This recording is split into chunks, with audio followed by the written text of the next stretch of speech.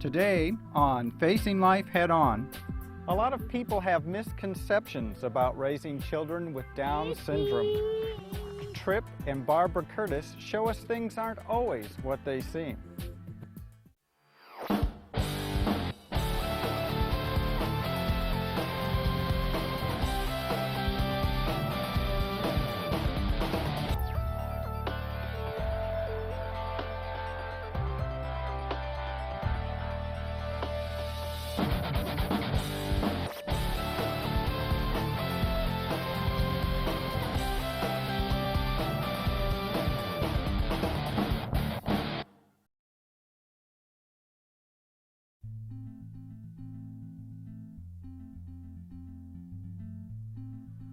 We took our cameras to Waterford, Virginia, where we met the Curtis family, a very large family. Parents Tripp and Barbara are raising 12 kids, 4 of which have Down syndrome. Their special journey first began when baby number 8 was born. When they handed Johnny to me in the delivery room, they swaddle the baby in blankets and everything, and they give it to you. You just see this little face peeking out of the blankets. And Tripp and I were looking at him in wonder and everything, and I said, "Oh, Tripp, he doesn't look like the other babies, does he? He's a little bit different," because we would always compare and say, "Oh, well, who does this one look like?" And I said, "Look at his eyes are a little slanted, and look, oh, his back here's a little heavy on his neck." And I think because the doctor heard me, the doctor and nurse were still down there doing all the cleanup and everything. And now that I think back on it, there was very hushed. It was very quiet in the room. My doctor came up and put his hand on this shoulder, and the nurse came and put her hand on the other shoulder. I don't know what they thought I was going to do, but my doctor said, "I have some hard news for you." And I said, "He has Down syndrome, doesn't he?" And my doctor said, "Yes." And I said, "Well, that's okay. I always told you it would be." And I remember feeling, I get chills even when I think about it, this tremendous feeling of exhilaration, like God must love me so much, as though I were at the top of a roller coaster and just about to start this incredibly wonderful journey, which actually it has been a really incredibly wonderful journey. I just knew that this was going to be a wonderful, exciting thing, and that it was a real gift. I can't explain that. I can't say, "Oh, Barbara Curtis just really had her act together or had just this wonderful heart." Somehow God had prepared a place in my heart for this child. Tripp and Barbara began to consider adopting children with Down syndrome after baby number 9, Madeline, joined her big brother Johnny in the family. So they were growing up together. They were kind of like twins, because Down syndrome children develop a little more slowly, so they actually learned to walk at the same time and did everything together. It was just a wonderful relationship, and it still is to this day.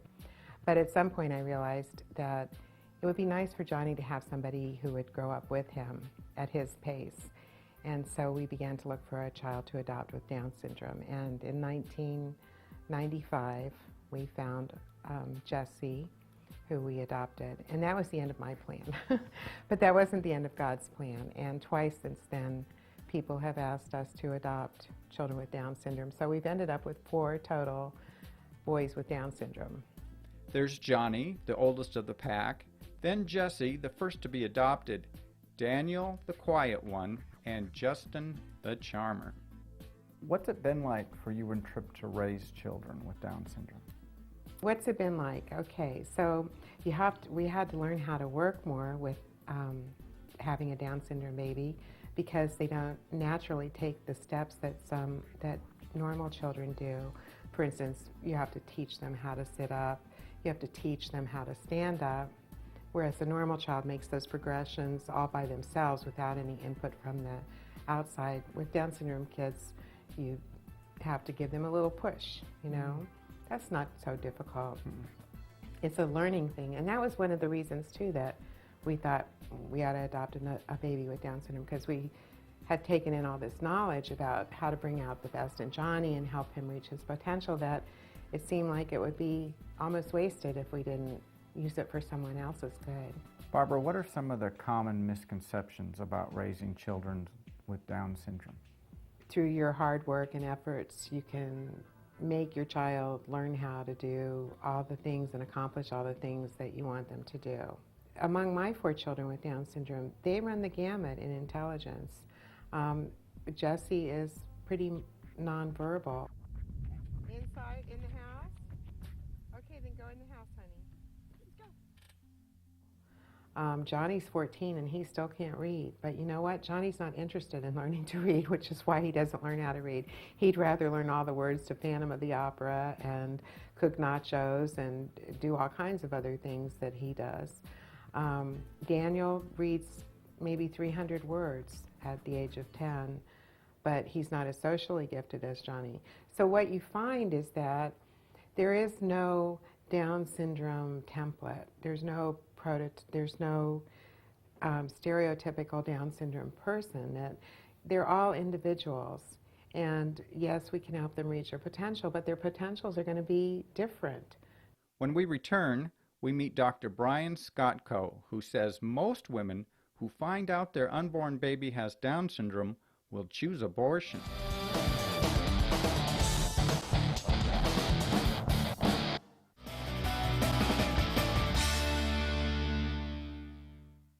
Earlier, we met Barbara Curtis, mother of 12 kids, 4 of which have Down syndrome. Next, we traveled to Boston, where we met Harvard Medical School graduate Dr. Brian Scottco. This resident physician at Children's Hospital says there are now more and more opportunities available for individuals with Down syndrome. Back in the 1970s or 1980s, it wasn't uncommon for a parent to receive the recommendation from their physician to put the child away in an institution. The child's going to be a burden, and that was almost the common recommendation. And now, 1990s and the 2000s, the most common recommendation is take your child home and love your child, because this child is an integral part of your family. Why has that been? I think it's been because society is starting to realize that people with Down syndrome and other disabilities have potentials, have dreams, have hopes just like the rest of us. I think it's also changed because the educational system has gotten better. Based on current law, people with disabilities have a right to be educated in the most least restrictive environment, meaning that they could sit in classrooms with people without disabilities, learning the most latest information. So people with disabilities are more educated. And I think that people with disabilities are finding that they could live independently with support, that they're getting jobs nowadays, and all of this is creating a new life possibility for people with disabilities. Yet, statistics also show that most mothers who find out they are carrying a child with Down syndrome will end its life through abortion. There are new prenatal tests that are popping up every day, and now we have the technology as a society to prenatally diagnose Down syndrome in the first trimester. And that means that mothers who are pregnant will be able to find out in those first 3 months whether or not their fetus has Down syndrome. And they'll be able to find out definitively. And so mothers will be able to ask themselves the question, even earlier than before, when does life begin and when is life valuable? And they're going to have to make their own personal decisions on whether or not they want to continue the pregnancy with the fetus with Down syndrome. Now we know statistics show that of those mothers who get a prenatal diagnosis, depending upon the region and the hospital, 80 to 90% will choose to terminate the pregnancy. How do you react to these statistics? You know, it's so sad because, first of all, people are missing a wonderful opportunity. I hate that our society sets us up to be so fearful of Down syndrome that people just react in a knee-jerk way when they get a diagnosis. And I've been on Down syndrome message boards. Before blogs became popular, I used to do that sometimes, go to Down syndrome message boards. And you see parents log on saying, I just got a diagnosis that my baby's going to have Down syndrome. I've got 3 days to make a decision, you know, because the geneticists and the doctors would start putting pressure on them. First of all, because the amniocentesis is done so late in the pregnancy that it's in the second trimester. If they don't make a decision right away, they go into the third trimester. And, you know, among people who are not 100% pro-life, there's like some kind of magic dividing line or something. But the parents would be going through this grieving period that any parent who had given birth to a baby with Down syndrome would go through. but they wouldn't be holding a baby in their arms. And in addition to that, the doctors and geneticists very often are urging them to just, end the pregnancy, get on with their lives and have another pregnancy and try for the perfect child. Mothers have said, doctors set the tone, and the first words that doctors use, they remember now some 20, 25 years later. So do you have a physician that walks in that says, I'm sorry, or unfortunately I have some bad news to tell you? Or do you have the doctor who walks in and says, congratulations, you just had a child. He's a beautiful child. Now there's something I'd like to talk to you about. It's the same information, the same syndrome, but the tone is different in each one of those circumstances. And mothers have said that rather than starting with, I'm sorry, please congratulate me on the fact that I've just had a child, because that's how you would congratulate any new mother. Dr. Skotko recently published a study detailing the negative approach many doctors take that may be pushing mothers toward abortion. So what I did is I sent a survey, and about 1,000 mothers responded, and I asked the question, how did you get the diagnosis of Down syndrome from your physicians? And in short, they responded in large numbers, and they said that sometimes doctors give an inaccurate and unfortunately offensive portrait about what Down syndrome is. And so the provocative question which was raised by this study is what doctors saying influencing the decisions that mothers are making? So one mother said as recently as last year that her doctor said that your child will never be able to ride the bus, count change, or go to the local grocery store on himself. And we know that people with Down syndrome are actors, they're poets, they're getting married, they're successfully going to school and graduating. And parents are saying, we understand doctors might not know everything, but if you don't know the right answer, just say, I don't know, and I'll look for the information. Some other quotes. Some doctors said that, your child right now is going to be a strain on your marriage. It's going to put a burden on your other children. And a lot of mothers who have responded to the survey have said, it's just been the other case. This has been quite an enrichment to our lives. And my other children have better lessons in patience, in perseverance, in peace. What effect has there been on the lives of your other children having Down syndrome brothers? I have to say that I think that my children are far more compassionate, caring, kind, and gentle people because of having their special brothers in their lives. The adoptions were a family decision, each one. They were done with the full participation of all our children. In fact, the last adoption that we did when we had, we had Johnny and then Maddie, then Jesse and Daniel, and that was the end for me as far as I was concerned, those 11 children. And I got a call from Catholic Charities saying, would you consider adopting another child? And I said, no way. I am completely exhausted. I'm 52 years old. Are you crazy? Pretty much, And I got off the phone, and my daughter, Sophia, who I think was about 12 at the time, said, Mom, I can't believe that you would say no. I just can't believe after all you've taught us that you would say no. And so that's how we ended up adopting Justin. I'm thrilled. He was like the perfect exclamation point at the end of our family. When we return, our guests talk about families who are waiting to adopt babies with Down syndrome, while mothers are choosing abortion instead.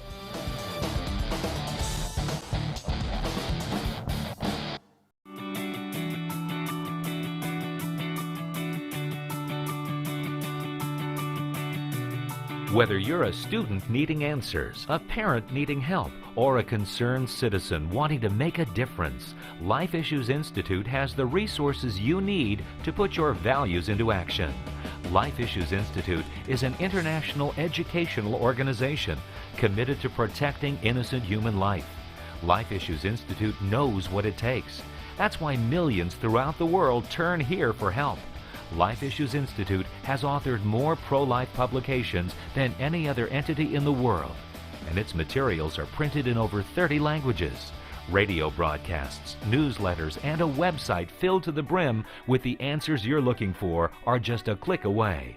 Go to facinglife.tv and click on the link to Life Issues Institute to find out more about how you can change the heart of a nation.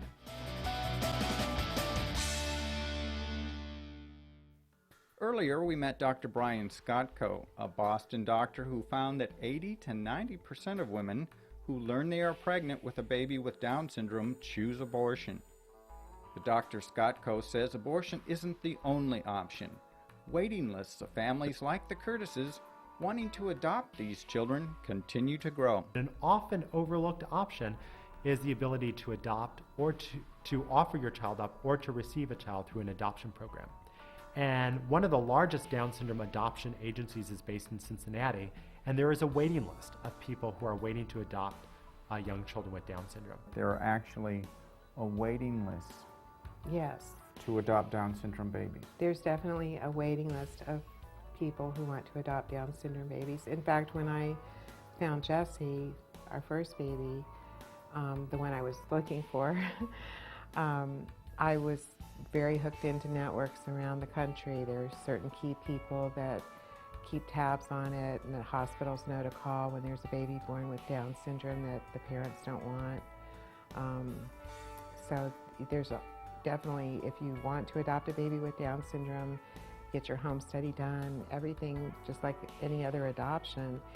There are lots of people in that position who have their home studies done and are waiting to give a home to somebody with Down syndrome.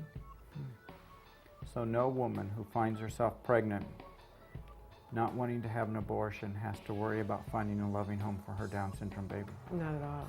Never. We investigated policy statements of the largest Down syndrome organizations.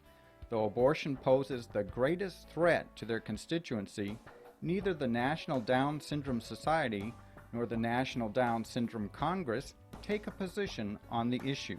There are associations that whose primary principal mission is to represent the welfare of Down syndrome citizens of America. It is rare to find one who takes a position against abortion.